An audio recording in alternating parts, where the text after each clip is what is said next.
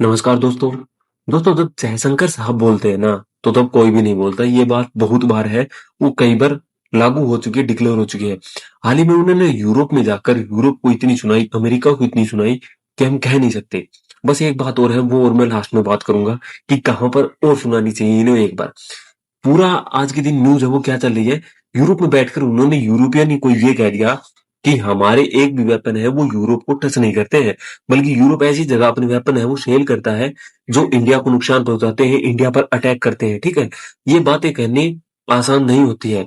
Western hypocrisy का पूरा पर्दाफाश कर दिया एस जयशंकर ने। पूरी बात जानेंगे इस आर्टिकल में। रूस से तेल का साथ डॉक्टर एक्स एस जयशंकर ने खुलासा किया है कि शुरुआत में अमेरिका हमारे पास खुद आया था। अभी अमेरिका ऐसे वैसे करता है अपनी बातों को दबाने के लिए, क्योंकि शुरुआत में वो खुद आया था, ये बात सभी को पता है, ताकि मार्केट है वो स्टेबलाइज रहे, किसी को कोई प्रॉब्लम ना आए। ये उन्होंने सभी कहा है। यूरोप का एक डबल स्टैंडर्ड है कि यूरोप की प्रॉब्लम हमारी प्रॉब्लम है, दुनिया की प्रॉब्लम होगी। जैसे यूक्रेन पर हमला हुआ, इसी के साथ इंडिया फर्स्ट की अप्रोच पे बात हुई है, बदलती दुनिया की सच्चाई के ऊपर बात हुई, साथ ही मिडल ईस्ट की प्राथमिकता के ऊपर भी बात हुई है। इन सभी के ऊपर हम चर्चा कर लेते हैं कि सारी बातें हुई क्या है, और डॉक्टर एस जयशंकर ने ऐसा यूरोप में क्या कह दिया है कि वहां पर जब ये बोल रहे थे तो सभी चुप थे। बस ओके यही शब्द है वहां पर वो यूज किए जा रहे थे। चलिए इस बार पूरे आर्टिकल को समझ लेते हैं।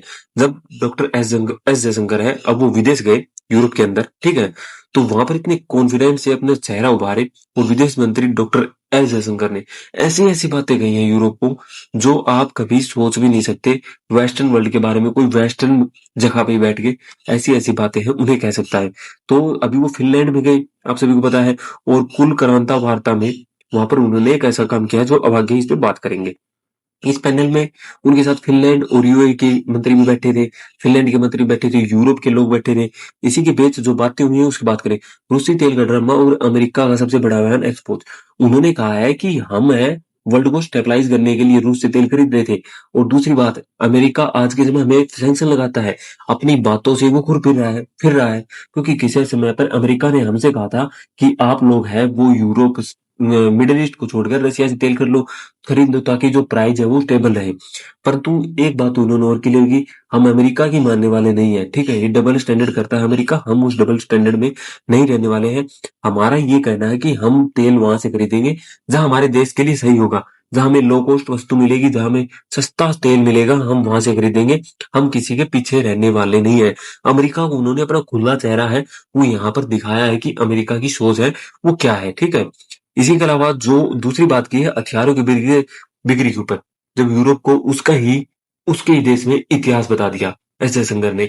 ये होते हैं असली माइंडसेट, क्योंकि जब ये बंदा बोलता है ना तो कोई और नहीं बोलता। उन्होंने क्या कहा है इस बातचीत में, उन्होंने जब कहा कि यूरोप का मानना है कि भारत रूस से व्यापार करके गलत कर रहा है, पर ऐसा नहीं है। इस बात को आप गौर से पढ़िएगा, जो ये लाइन यहाँ पर लिखी हुई है, आज तक किसी भी यूरोपीय देश पर इंडियन वेपन्स यानी भारतीय हथियारों से हमला नहीं हुआ।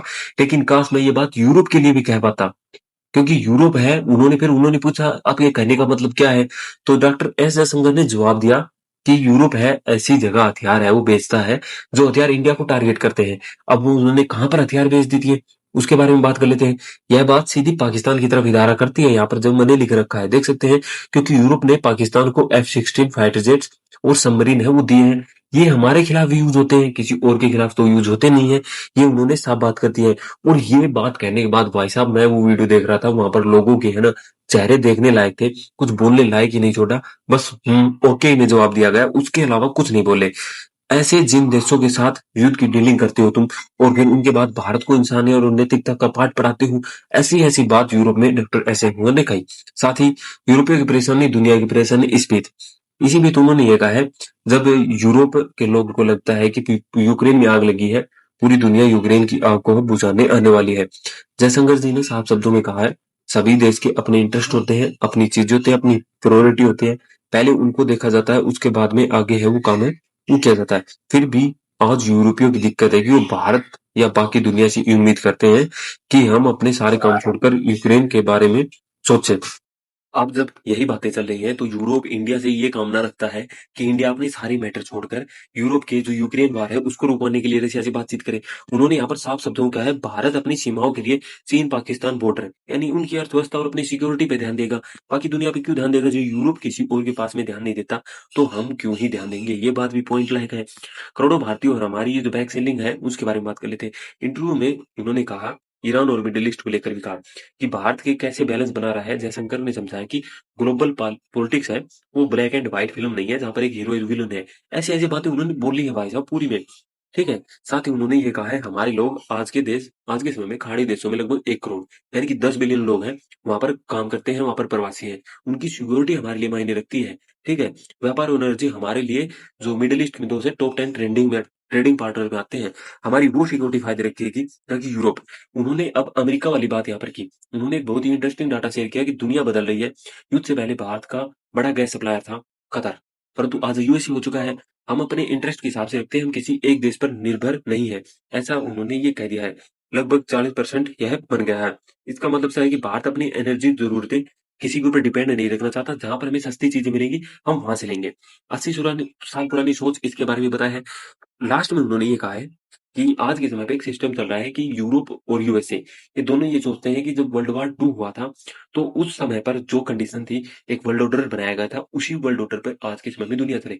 पर ऐसा नहीं हो सकता है। उसका रीजन भी उन्होंने बताया है। चाइना कितनी बड़ी इकोनॉमी बन चुका है आज के दिन, उसमें चाइना के पास में 100-150 बिलियन डॉलर रुपए थे, उतने भी नहीं थे। आज वो ट्रिलियन में जा चुका है, 20 ट्रिलियन में। तो जो पॉलिटिक्स है वो चेंज हो रही है, वर्ल्ड ऑर्डर बदल रहा है। इनको अपनी मानसिकता है वो सुधारनी होगी। ऐसा उन्होंने इस पूरे डाटा में शेयर किया है। तो ये कुल वार्ता को आप किस प्रकार से देखते हैं? मेरा ये मानना है, उन्होंने इंडिया फर्स्ट के हिसाब से सबसे पहले है वो काम किया है इस पूरे टॉपिक में।